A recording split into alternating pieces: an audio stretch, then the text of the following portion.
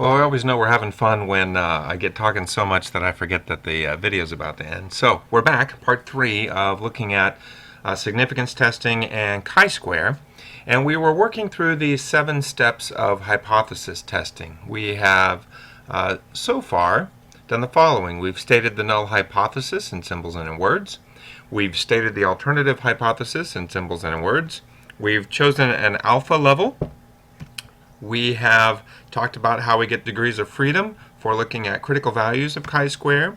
I've shown you the critical value table for chi-square and explained that this isn't something that we generally use, especially for the people that I'm working with, but it's good to understand that this is there and that we have to calculate our chi-squares so that the critical value is equal to or larger than our computed value is equal to or larger than our critical value.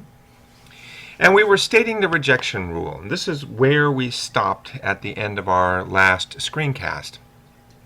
And we said we would reject the null hypothesis if the absolute value of our computed chi-square was greater than or equal to our critical chi-square. Right? And we said that our critical chi-square would be at the 0.05 level for the number of degrees of freedom that we have. And in this case, the critical chi-square at the 0.05 level with 2 degrees of freedom is 5.991. And if we look back here, 2 degrees of freedom, 0.05 level, lo and behold, 5.991. Okay. Then we compute the test statistic.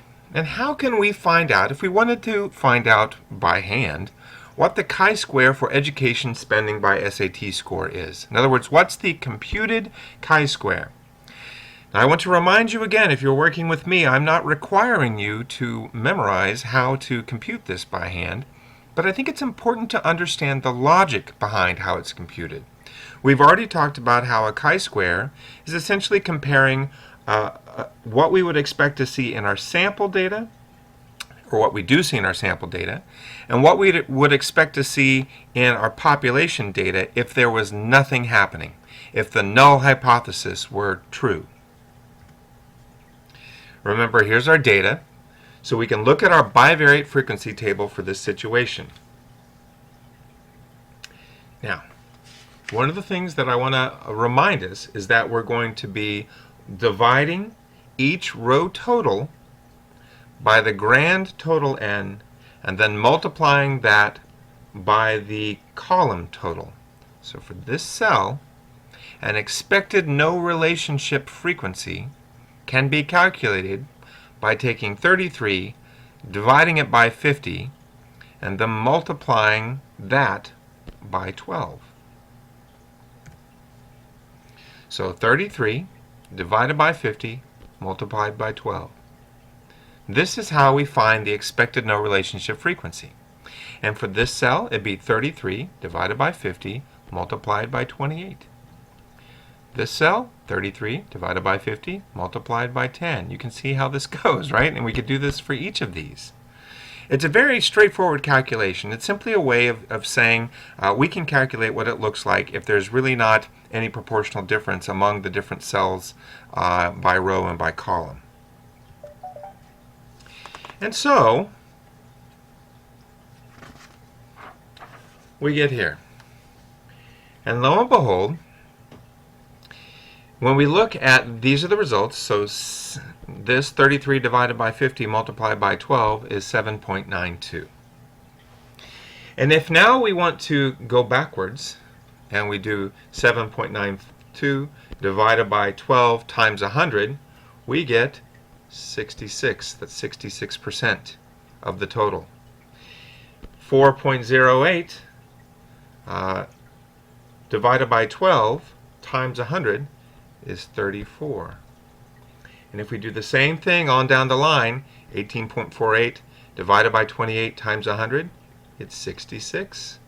9.52 divided by 28 times 100 is 34. I think you get the picture, right? So in other words, there's no difference across these rows. And we get the same difference when we go in the columns. This is the expected no relationship frequency table. Now we can compare this to what we actually observe in our table, in our sample. Okay, so we have our actual and our observed. Our observed and our expected. That's right, observed and expected. So the observed is 10. The expected no relationship is 7.92. The observed is 15. The expected no relationship is 18.48. You see how it's going, all right? Observed versus expected frequencies. And now we've just put them in the same table so that you can see what it looks like when we compare the two. So how do we calculate chi-square? Well, we subtract the expected frequency from the observed frequency for each cell.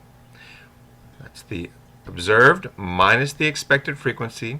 We square the difference, and then we divide the squared difference by the expected frequency for that particular cell. And then we add all these numbers for all cells. Now, if you look at the numerator in the equation, that's the top part, right? The larger the difference between the observed and the expected frequencies, the larger the chi-square will be. And the larger the chi-square is, the stronger a relationship is, and the more likely that it's a statistically significant relationship. So if we just plot this out, remember we're using this equation right here. So the observed and the expected for each cell. The observed minus the expected, 10 minus 7.92 is 2.08. If we square that, we get 4.363264.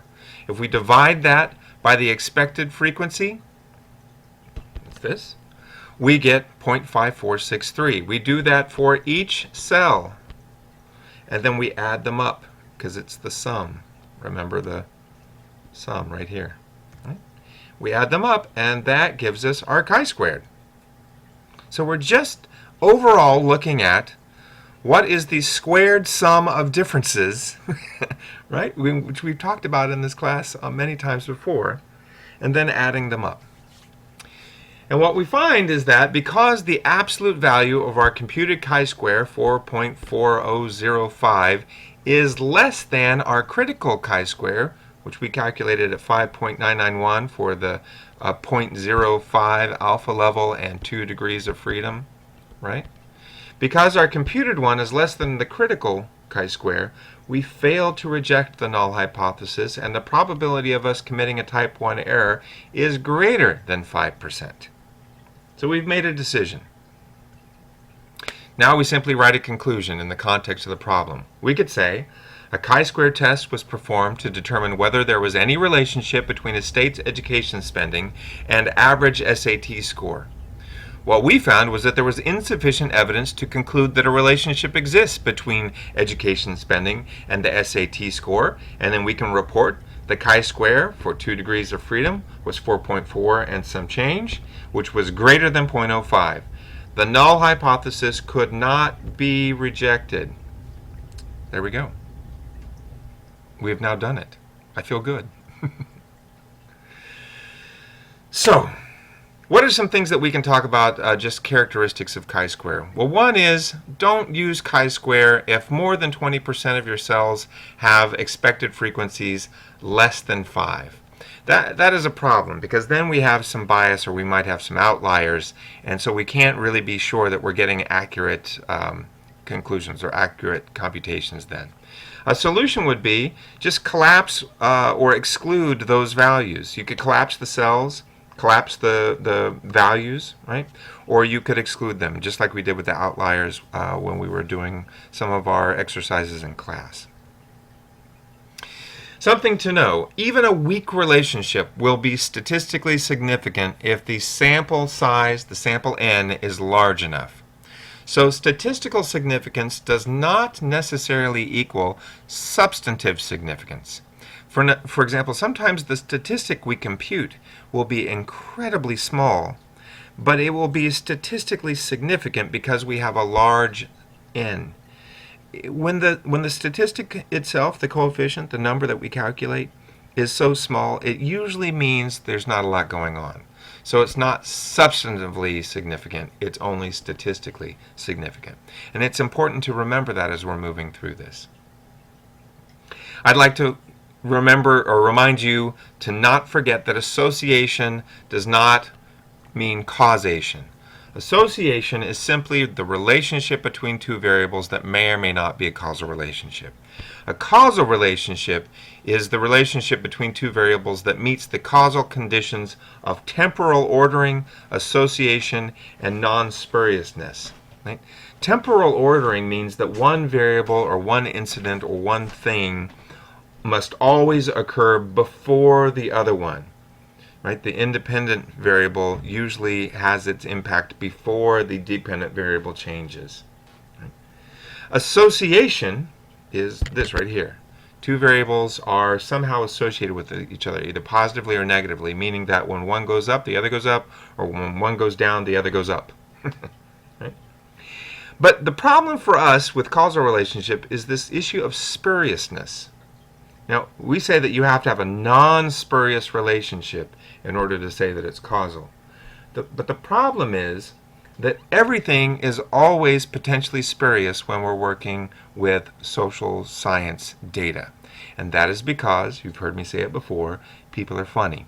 There are a lot of different contexts. There are a lot of different motivations. There are a lot of different factors. And we can never, ever control them all.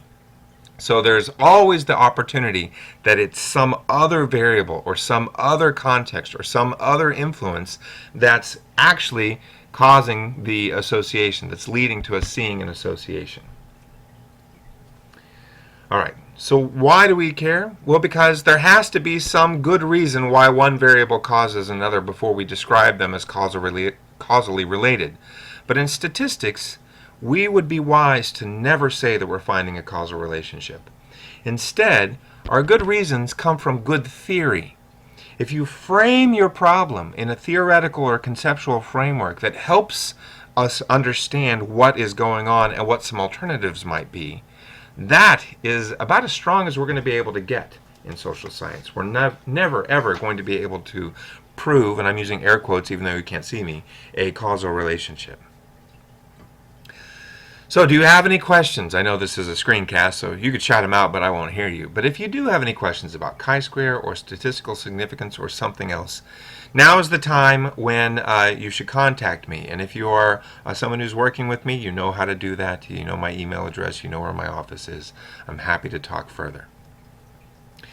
What I would like to do now is I'd like to work through some other examples and maybe work through some that we could do by hand as well as some that we could do using SPSS. And that will be for the next screencast.